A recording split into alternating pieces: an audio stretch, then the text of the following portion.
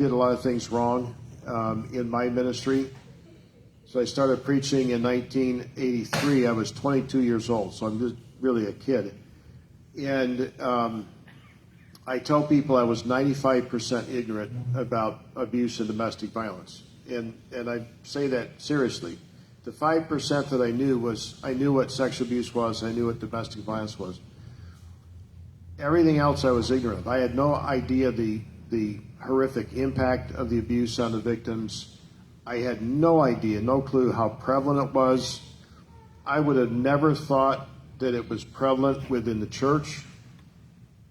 A lot of the stuff that we're saying today about abuse and offenders, and if I had heard that early in my ministry, I have no idea if I would have believed it. I knew Faith was a victim, but I had no clue. It wasn't until 2006 when Faith started really doing the research after her dad had molested her niece, and she knew she was going to be going public with her story and had to share it with our children. She started reading books and going online, and she would tell me what she was reading, and it was shocking. But as we look back on her dad's life, I mean, it all fit. It all made sense. And we're learning all the time. Faith and I try to attend conferences as well as do conferences so that we're constantly learning. Anyways, we want to better respond to abuse as individuals, as pastors, as churches. And so that's what this particular session is going to be about. Go ahead.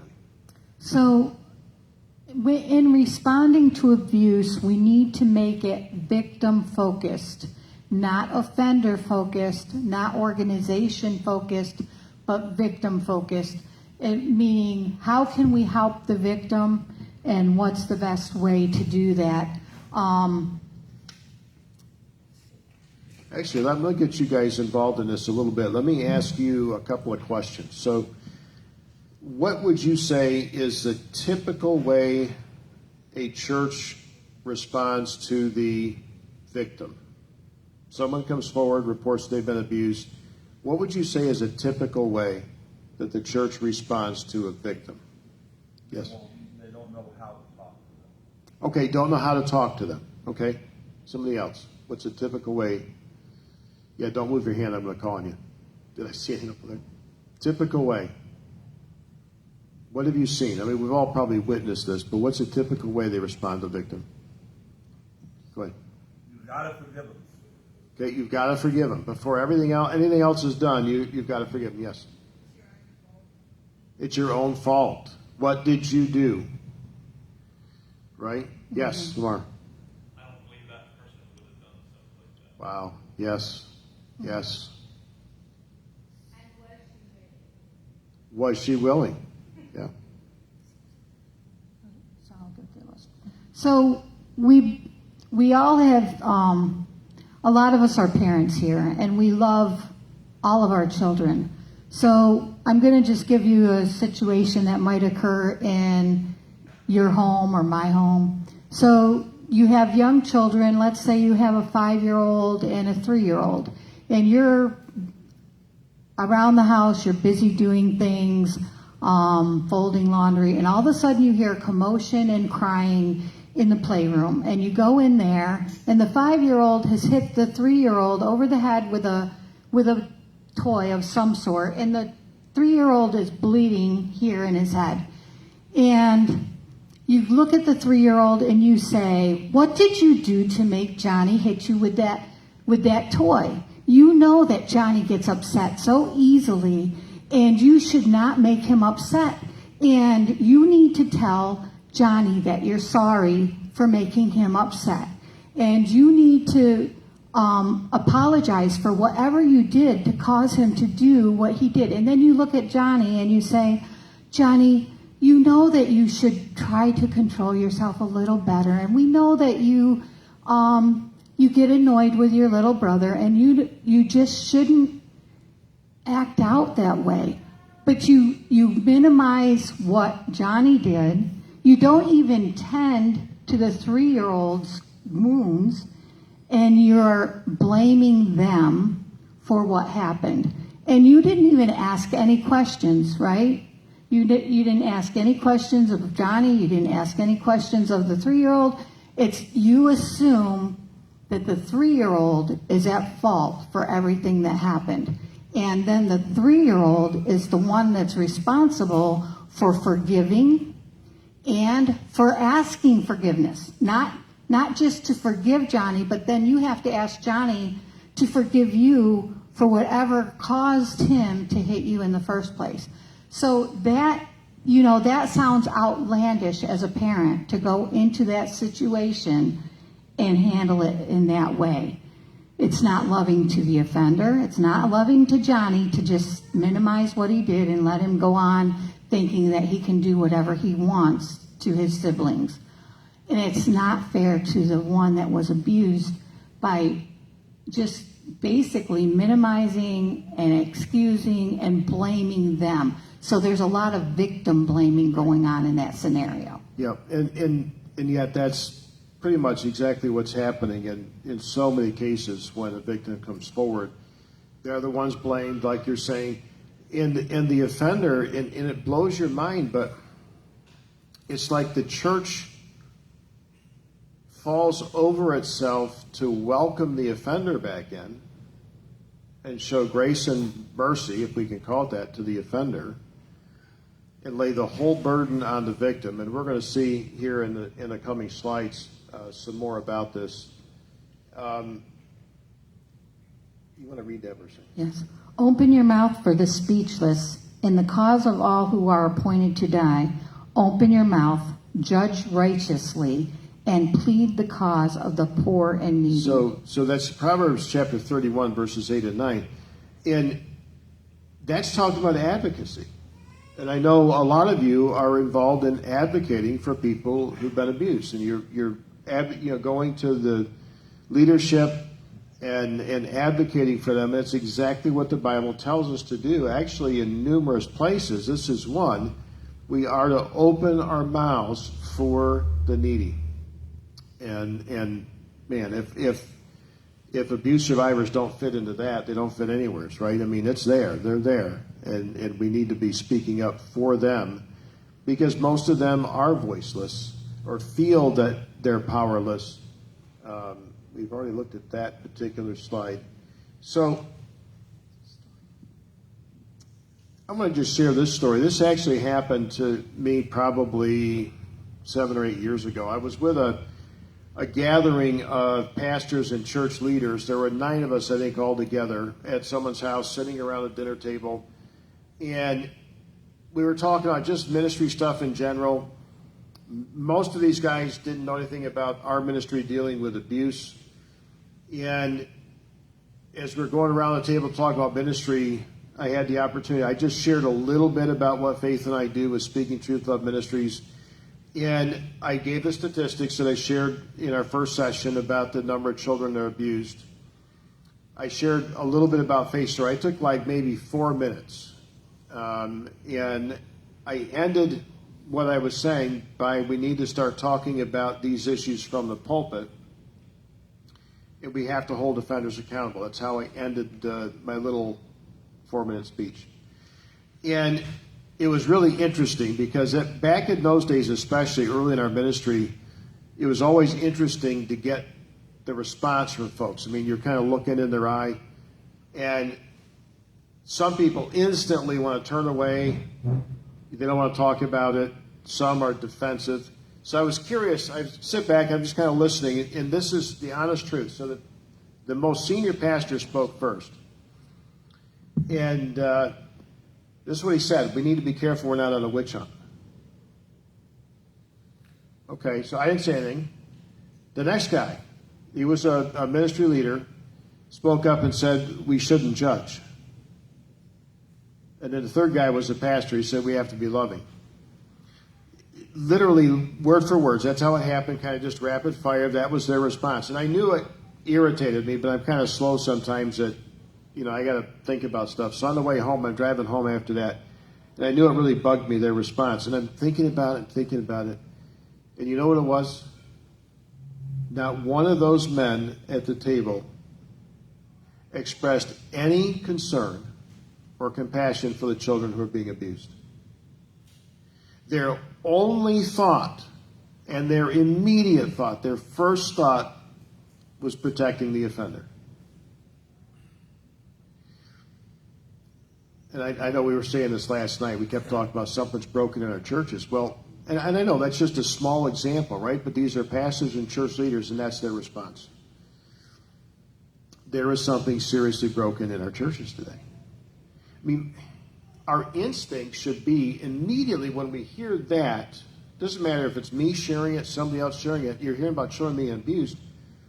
First of all, we ought to be so grieved and brokenhearted that children are being abused and are going through this horrific stuff.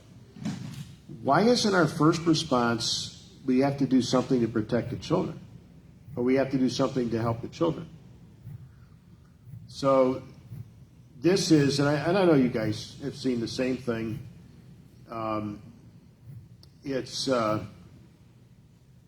disturbing for sure, and it has to change. I mean, if we have to make fundamental changes, especially those of us in church leadership. We need to weep for those who've gone through abuse. Weep with those that weep. Go ahead, read this one. So it is very tempting to take the side of the perpetrator. All the perpetrator asks is that the bystander do nothing. He appeals to the universal desire to see, hear, and speak no evil. The victim, on the contrary, asks the bystander to share the burden of pain. The victim demands action, engagement, and remembering. So it is a lot easier to respond in the way that the perpetrator wants, because it's easier for us to respond that way. It doesn't cost us anything to ignore it. And so this is the normal response is offender focused. When somebody comes forward and talks about domestic violence and they confront their offender, or they go to the church, this is the normal response. The first response is denial. Oh, that didn't happen. That could never happen here. I didn't do that. She's making up stories, or they're making up stories. And then the next thing that they do, first they deny, then they accuse and attack the victim. So they say, oh, you're so unloving. You're going to ruin that person's reputation. You have sin in your life too, so you shouldn't be accusing them. So they take the focus off from the offender and put it onto the victim. And then they reverse the victim and the offender. So then what happens is they're saying to the victim, you're going to make this person lose his reputation. He's going to lose his ministry. You're going to cause harm to the church. You're destroying the name of God. So then everything that makes the victim out to be the person that's causing all of the harm just by them telling their story and telling the truth. Yeah, and that's pretty effective in shutting down a victim. You know, when people come out and make them like, okay, well, you're something evil. You know, how many times? And Faith's dad did this too. You know, what about my ministry? Well, he should have thought of that before he started raping and molesting children. But he puts the burden on the people coming forward with the abuse is going to destroy my ministry. We have a friend of ours. She was in the military, and she was sexually abused by one of the commanders. And when she went to the proper channels to report abuse, they said to her, well, you're going to destroy his career. So it's the same thing. So this acronym that we use is called DARVO. And it seems to fit really well with trying to explain. It's like a battle plan. It's a playbook. And it's weird because it seems like everybody's got the same playbook.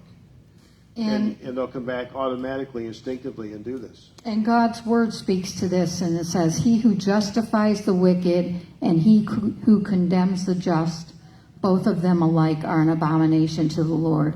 And in my case, when I came forward, the people in our church were totally, very supportive of us. But we did have a couple people that then would come to me and say, well, you need to be more forgiving. You need to be more loving.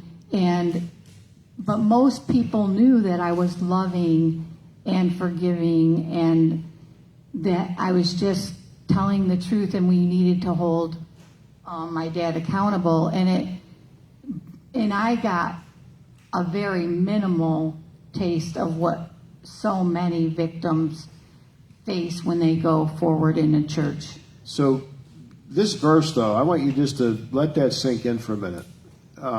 So back in Proverbs, those who justify the wicked and condemn the just, both of them alike are an abomination.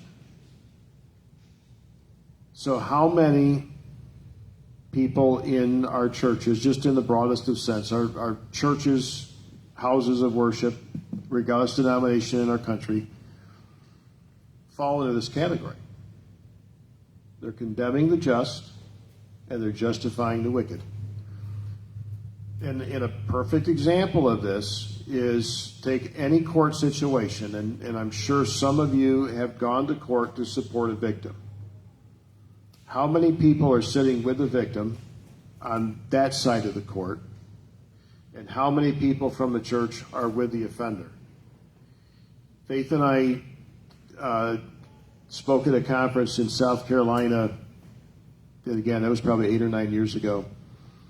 And we were talking about that, and there was a lady that got up and spoke after we spoke. She was from the local women's shelter, and her job for years was to go with victims to court just to be a moral support to them. And she said, referring back to what we were talking about, she said, I've done this for years. And she says, never once have I seen the church come out to support the victim. Never once. They always come out to support the offender. Now, I know that's changing some. We got people that specifically work hard to go to be in court with the victims. But you come back to this verse, and again, the church, in so many ways, is we're getting it wrong. Now, examples of offender-oriented response, I've got down here Kim's story. I'm just going to share a little bit about Kim's story. And she was on the national news, and Kim gives us permission to talk a little bit about her story. So she's someone we got to know a number of years ago. She was a missionary kid over in Bangladesh. She was repeatedly sexually abused for years by the missionary doctor in Bangladesh. And when she came back to the States one summer, she was able to disclose to a pastor what was happening. And so the pastor calls the mission board.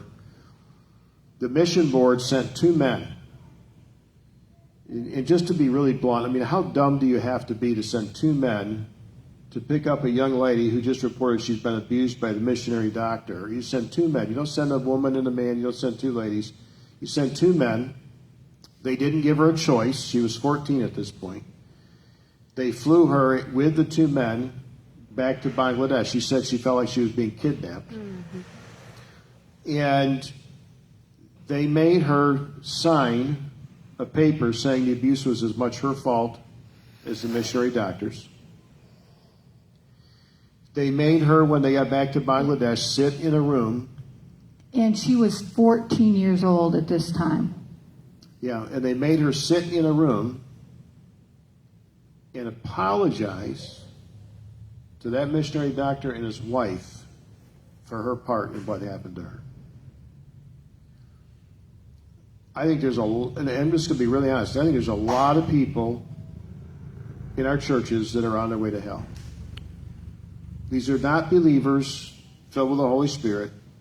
These are wolves in sheep's clothing who have crept in over the years, and they've crept in over the years, just like Jude talks about in the letter that he wrote. Certain men have crept in unnoticed, using the grace of God as a license for immorality. It's happening over and over in our churches. And we could go on. I know you guys know many examples of the same stuff. But God's Word does talk a lot about it, and that's one of the things we want you to notice. This verse is amazing to me. Honey, why don't you go ahead and read that? How long will you judge unjustly and show partiality to the wicked? Selah. Defend the poor and fatherless. Do justice to the afflicted and needy. Deliver the poor and needy. Free them from the hand of the wicked. Yeah, so again, what an amazing verse. And we've got a number of verses that we kind of feel like are our ministry's theme verse, and this is one that could be certainly a theme verse. Free them from the hand of the wicked. How many battered wives, and it's horrific, right? I mean, some of the wives that are going through domestic violence, it's horrible at home. And we keep sending them back. We are not delivering them from the hand of the wicked. I think one of the biggest mistakes we make, well, so two if I got to name two of the biggest mistakes we make as a church. We treat sexual abuse only as a sin. It's a sin. It's also a violent crime. Domestic violence is the same way. The abuse doesn't always necessarily fall under the criminal statute, morally wrong, but much of it does, is both a sin as well as a violent crime. But I think the other mistake we're making is we're looking at these perpetrators as like just wayward sheep. We can give them a little bit of counsel and a little bit of encouragement, and they're going to be better husbands, and they're going to be just better whatever. If we don't recognize that we've got a wolf in sheep's clothing in our church, in the home, and we're not protecting the sheep from them. This is an amazing verse, and I hope that one sticks with you. You guys got the notes there. If you don't have the notes, there's notes back farther, but let's move on here. I love these verses. Jesus says, "Come unto me, all you who labor and are heavy laden, and I'll give you rest. Take my yoke upon you and learn of me, for I am meek and lowly in heart, and you'll find rest to your souls. For my yoke is easy, and my burden is what? It's light." What's happening in many of our churches, not just the Plain community, it's happening in the English communities. We're taking the commandments of men and we're teaching them as Bible doctrine. And we lay heavy burdens on people week after week after week after week. Well, how does that square with what Jesus says here? My yoke is easy and my burden is light. Then remember, you pair that verse with what Jesus, when he talked about the Pharisees, he said they bind heavy burdens and lay them on people, and they won't use one of their fingers to lift it. We're seeing that in our churches. Religion is dead, and it's deadly. It's completely different than a relationship with Jesus Christ. And we've got more to get to here, so I'm going to jump down to this passage in Matthew. Go ahead, Naomi. Therefore, whatever they tell you to observe, that observe and do. But do not do according to their works, for they say and do not do. For they bind heavy burdens hard to bear and lay them on men's shoulders, but they themselves will not move them with one of their fingers. But all their works they do to be seen by men. They make their phylacteries broad and enlarge the borders of their garments. That's why I had you say that, because I can't say that word. So that's talking about the Pharisees, right? The religious leaders of Jesus' day. And I think there's a lot of parallels with our church today. We brought that up, I think, from last night's discussion. A lot of similarities from almost 2,000 years ago to today. So some of the things that we can do to be victim focused is we need to listen and believe. Most people that come forward, they're telling the truth. People will say, what about false accusations?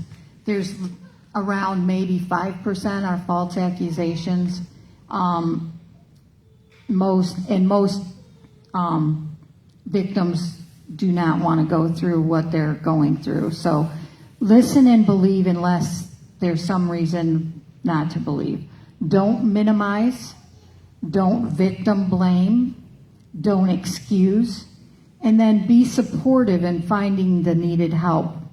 Find out what advocate services are available, help them build a safety plan. If they need counseling, help them find counseling, help them find a support team. When you're walking alongside of a victim, you don't want to be their only lifeline, because then you get overwhelmed too. So if you have a team approach, and it's hard for victims to find a group of people that they trust.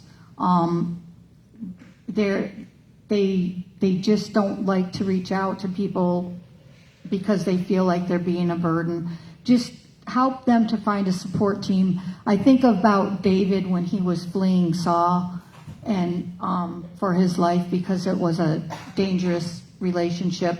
The first thing that he did was he didn't. A lot of times, wives in domestic violence situations are saying, they're told, you just need to pray more and trust God. And David knew that he was going to be the next king. He had already been anointed.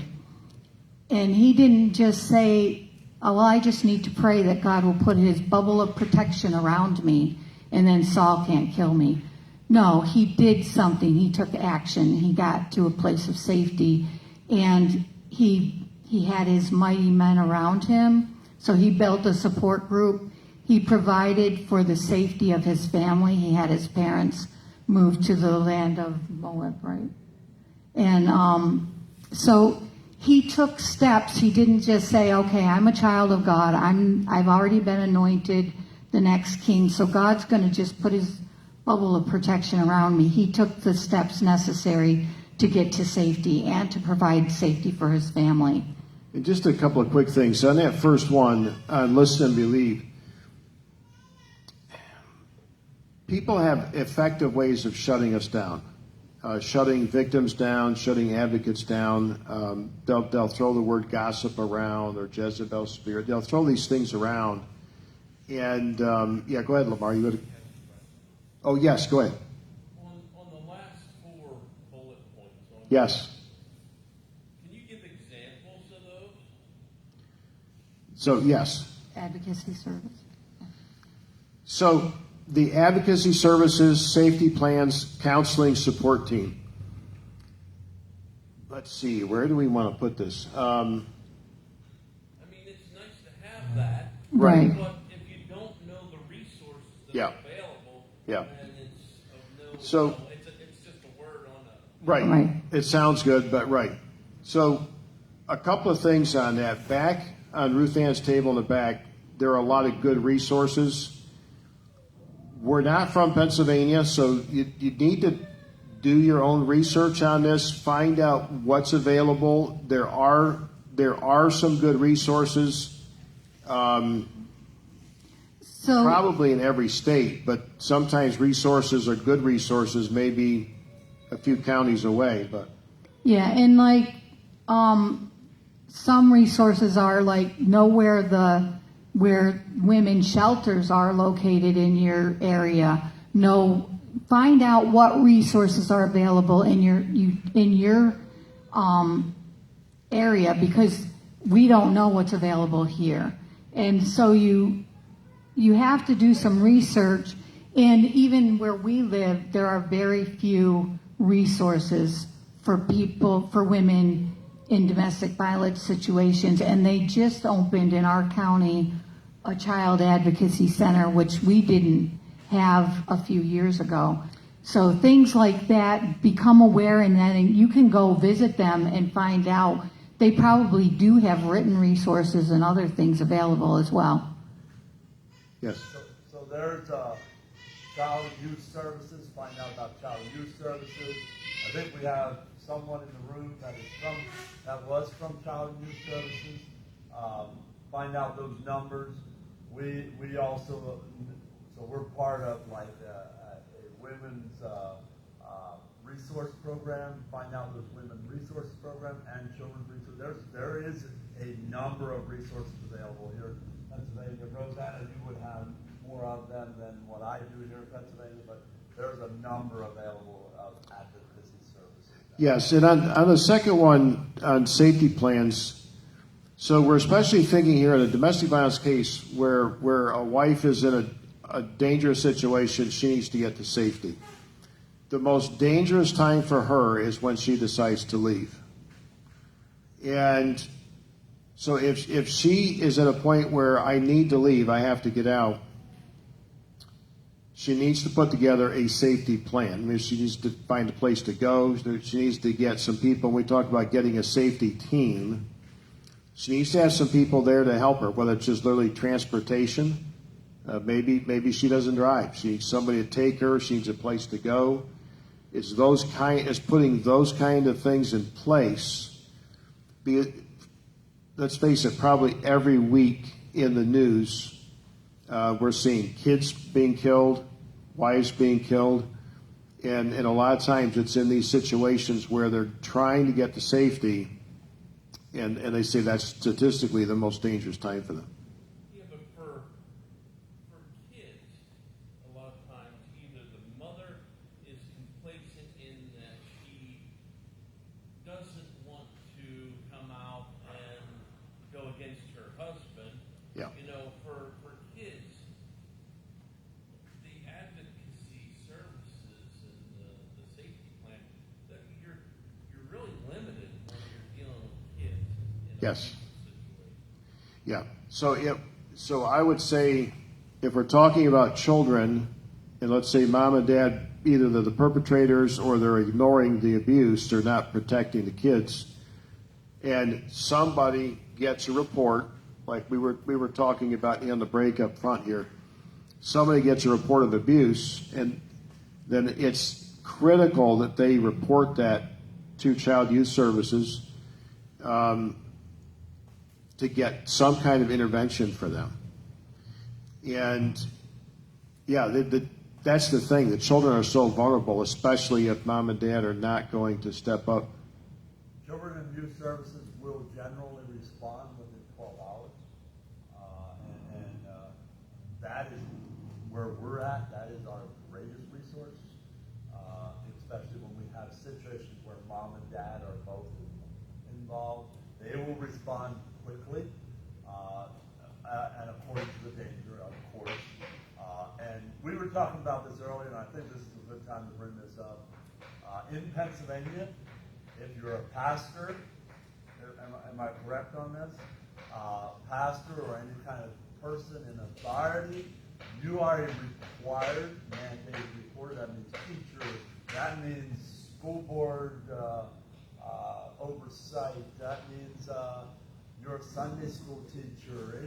It goes across all generalities of children. I think it also includes volunteer firefighters. Yes. Yeah, Aaron was sharing that as a volunteer firefighter, he's required mandated reporter. Yes, it varies from state to state. So in New York State, unfortunately, pastors are not mandated reporters.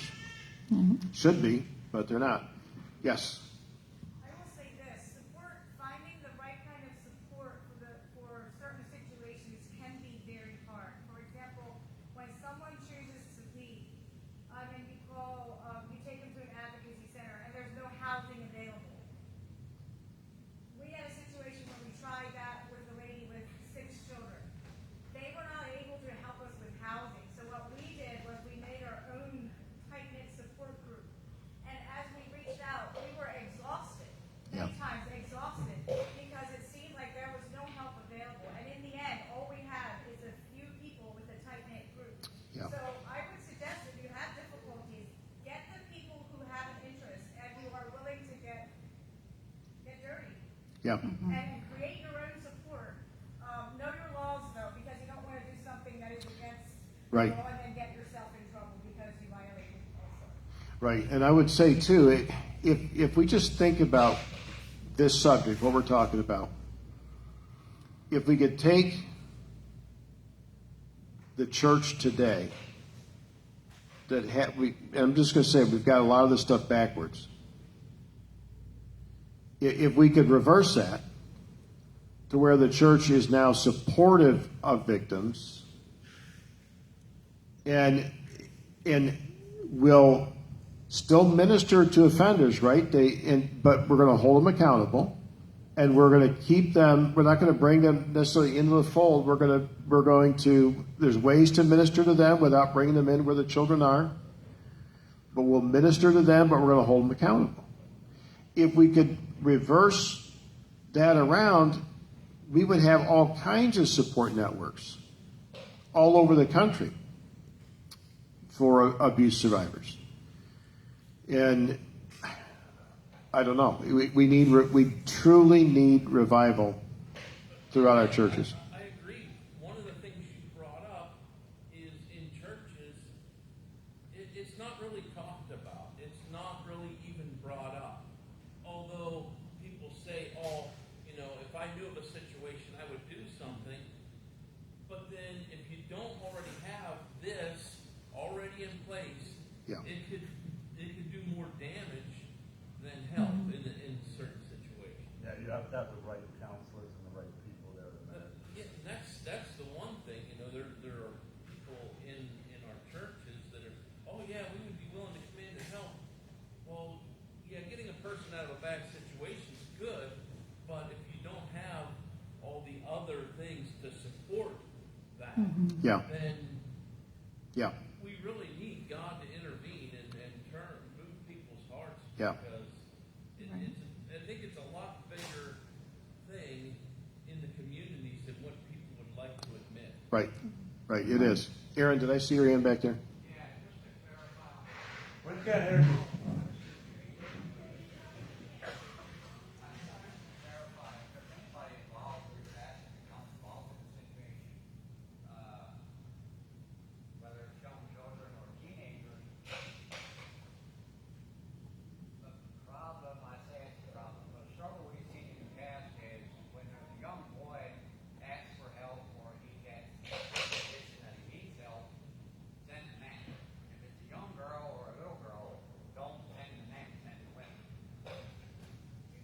Yeah. Problematic that these little girls don't talk to these men, which I understand.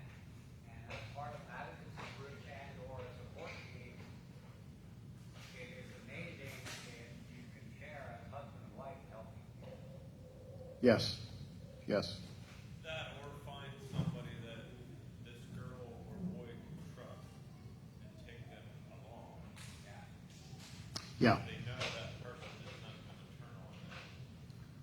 Yeah. It's always good to have multiple. And if a young person does come forward to somebody within the church, they need to call the Child Protective Services immediately, because we are not trained investigators, and we can make a mess of their case if we ask questions without knowing how to ask questions. If we say because we could be leading and we can be asking the wrong way. We may be thinking we're helping, but they need to go to a trained professional who knows how to ask what needs to be asked and knows how to help them, because we're not trained, and we can do more harm than good. And if this person, the offender, we could mess up the case and that offender go free because we meddled too much. So our first response to that is not to ask any more questions of the child. It's saying we need to report this right away, and then report it right away. And then, believe the child, and if they need to talk, let them talk, but do not ask any questions of them at all, because that can muddy the waters for sure. Okay. So I think what we're going to do, time's getting away from us just a little bit.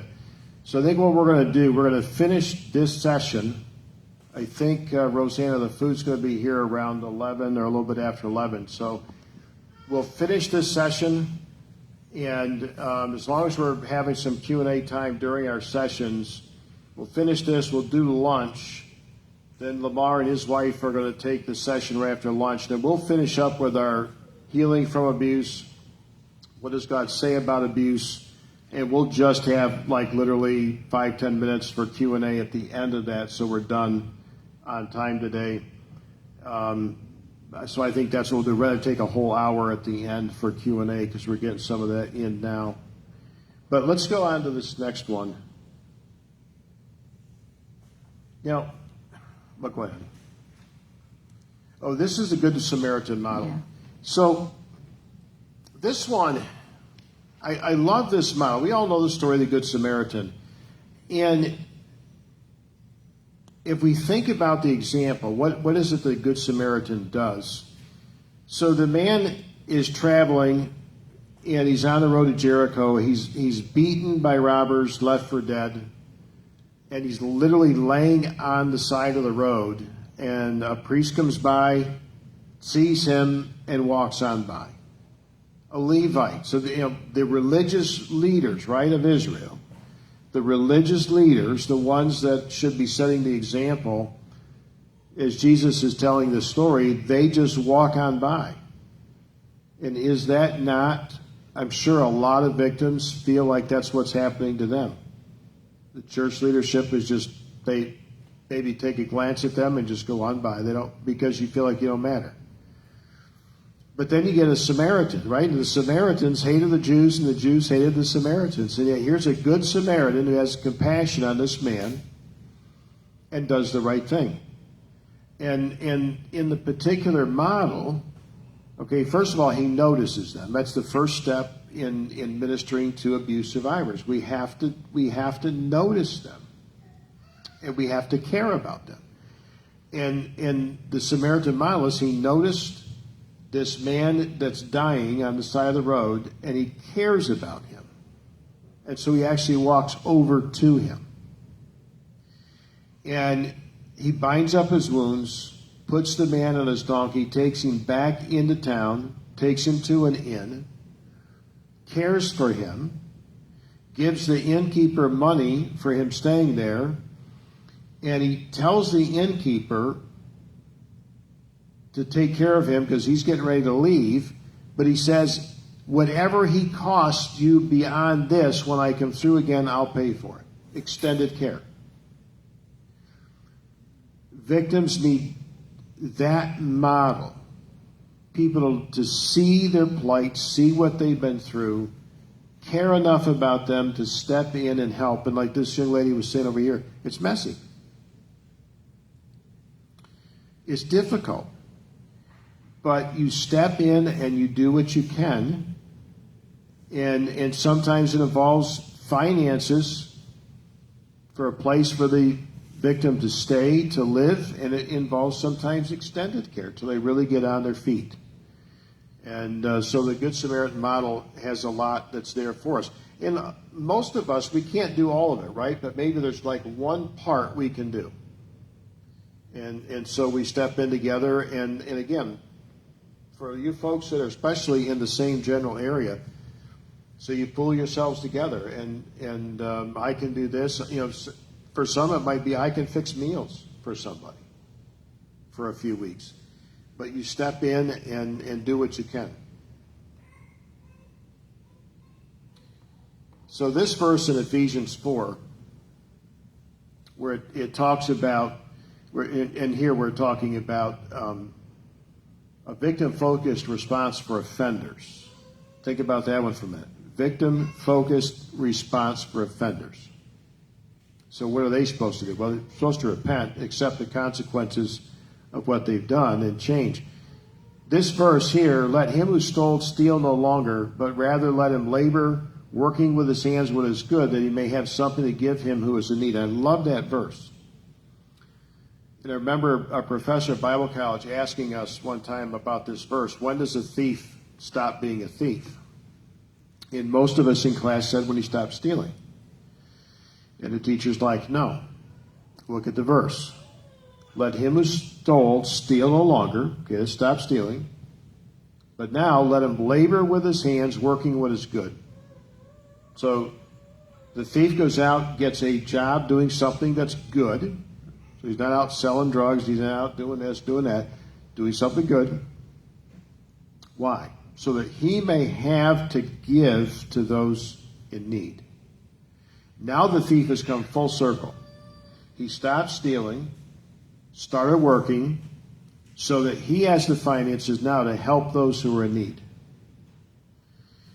That's a model for offenders. If they're truly repentant, it's about stop the behavior, change the behavior, transform the behavior.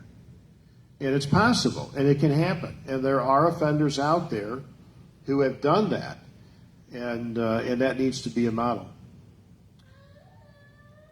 So I'm not going to take the time to go through all of this. It's important to confront the offender. You know, Ezekiel talks about the need. You know, when God's calling something out, we have to call it out. And we're in a place, I think, right now where that needs to happen. We need to warn the wicked. That's what God's saying to Ezekiel. When I give the wicked a warning, if you don't do it, I'm going to hold you accountable for that. And I don't know, that's what you folks are doing. And a lot of your churches, you're in difficult situations because you're trying to stand up to leadership and say, you know, we have to deal with this. And a lot of times leadership's pushing back. We see the same things in our English communities, a lot of resistance from people higher up. We see a lot of it in the Southern Baptists. You know, it's a huge denomination, and there's a lot of money at the top. And the executive committee in Nashville is very resistant to addressing these issues. Now, they'll give lip service, right? Remember what Jesus said? You know, and it goes back in the Old Testament too, but they honor me with their lips, but their heart is what? Far from me. And I'm afraid in many cases that's what's going on. And by the way, just as a special thank you to the pastors that are here. We really appreciate you being here in leadership. And sometimes even just being at something like this, you can get flack for it because a lot of times there's disapproval. So we really appreciate you being here. So do we have any more comments, thoughts, or questions? Anything at all? Aaron, how are we doing with food? Is the food here? I mean, we can move on with the next session if you want to. I know we said maybe 11:30, so. Yeah, go ahead. We'll be a little bit. All right. Take a quick 5-minute break and come back, and we'll go right into the next session then. And we'll try to abbreviate it a little bit.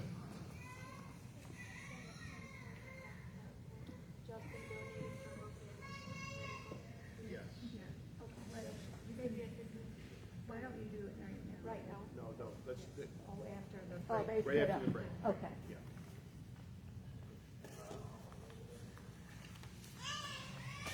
And what's your council?